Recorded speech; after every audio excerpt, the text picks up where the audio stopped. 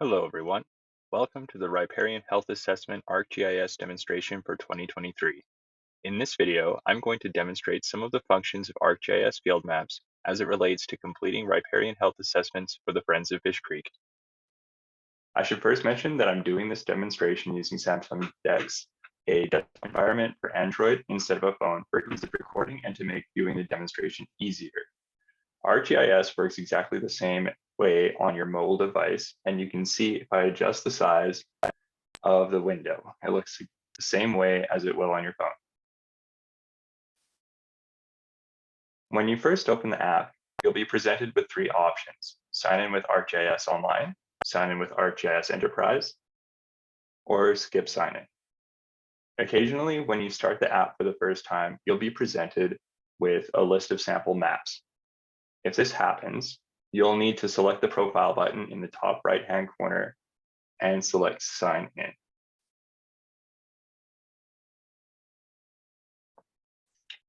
Once on this page, you should select sign in with ArcGIS Online. Fill in the username and password fields with the information either provided through email or during the training and select sign in.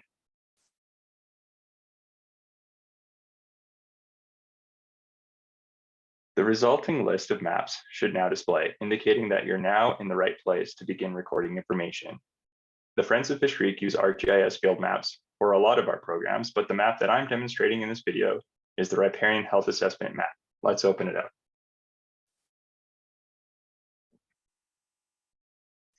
Right away, you can see a few things on the screen. From top to bottom, left to right, you've got the back arrow, which will return you to the map options, the name of the map that you're currently looking at, the layers button, which will help you turn layers on or off,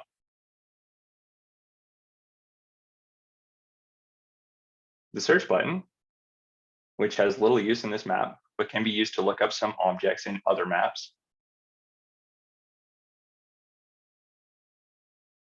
and the options menu, which contains tools that come in handy from time to time. These tools include options to change the base map layer to improve visibility if needed,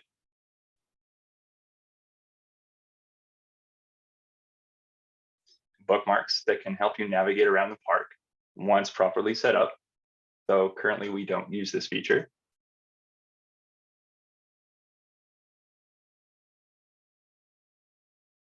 Edit multiple, which allows you to select several items at once of the same type and edit any shared field at the same time.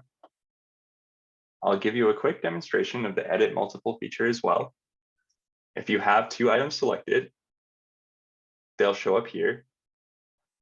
You can click continue in the top corner. And then here in the fields, you can change those items. And when you do so, they will then be the same across all of the items you selected.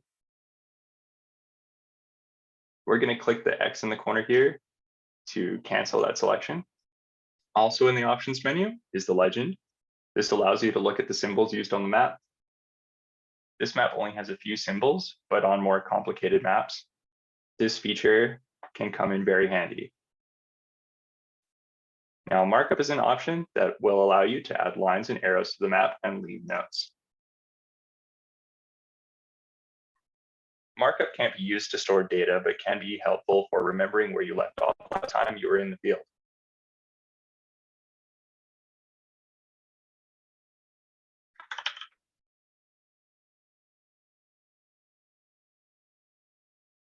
Measure is a very handy feature to have and allows you to quickly gauge the length of an area of things by drawing lines to give you distance and connecting lines to create a polygon.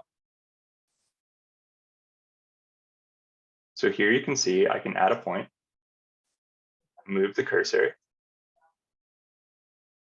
and it will give me the length of that line. If you continue to add points and bring them back together, it will give you the perimeter here as well as the area. The last option generates a link for you to share the current map extent should you need to.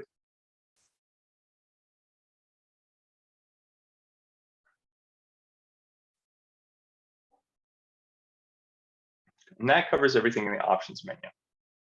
The last object at the top is the GPS details information, which tells you your current GPS accuracy, as well as the status of your GPS in the event that the app isn't receiving a signal.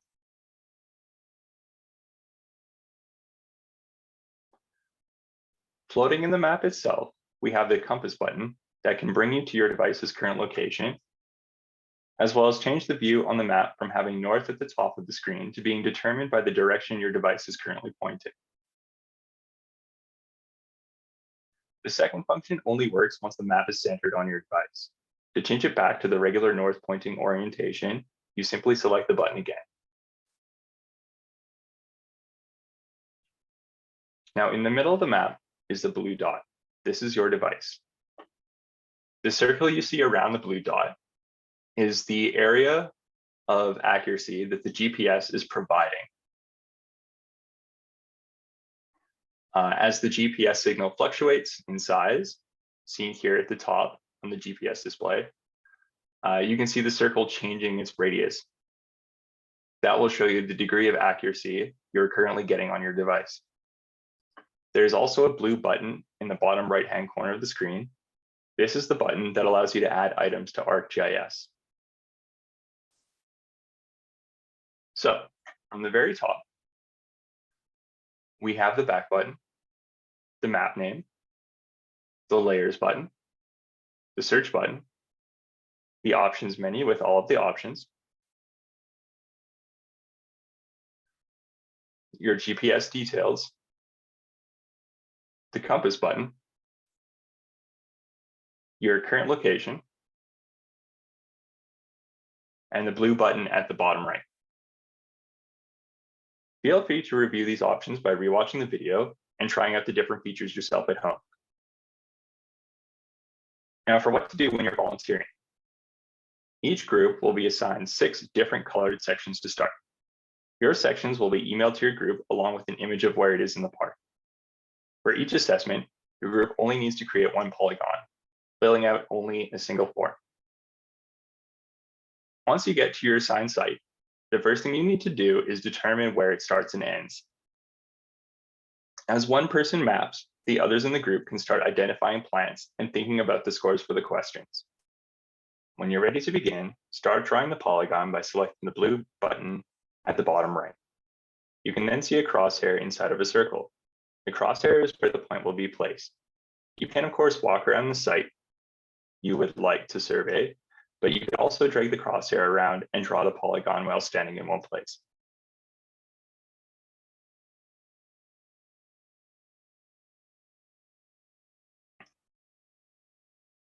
Like so.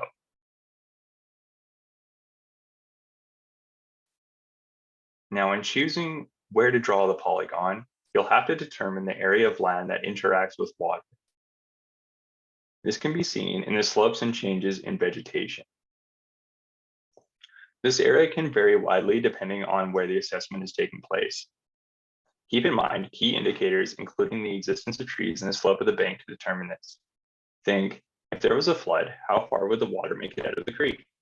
Once the polygon is drawn, you can begin entering the information from the assessment into the fields in the polygon's form. It follows the questions found in the cows and fish assessment fairly closely, although there are a few extra fields to record extra information. Do your best to fill it out as well as you can.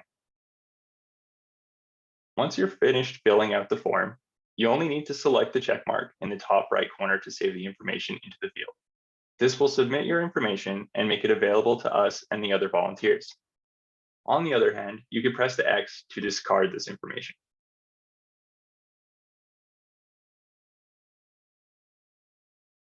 Now, to do all of these things with your phone, ArcGIS uses your data, your GPS antenna, and accelerometers to determine direction. All of this information is being calculated and displayed constantly while your device is running the app. It's no wonder then that your device might experience a quicker than average decline in battery life. I used to use a very, very old phone to collect information and had to have it plugged in all the time while working in the field. If you find this is the case for you, we can make battery packs available for you to borrow. If there's any other equipment you feel you need while volunteering for us, don't hesitate to let us know and we will see what we can do. In any case, that's how you'll be collecting information this year as a Riparian Health Assessment volunteer. For more information on the topic, consider watching the matching training video for information on riparian health assessments. If you have any questions after watching the videos, you can always contact myself for more information and I'll get back to you when I'm able to. Thanks for watching the video and good luck with volunteering.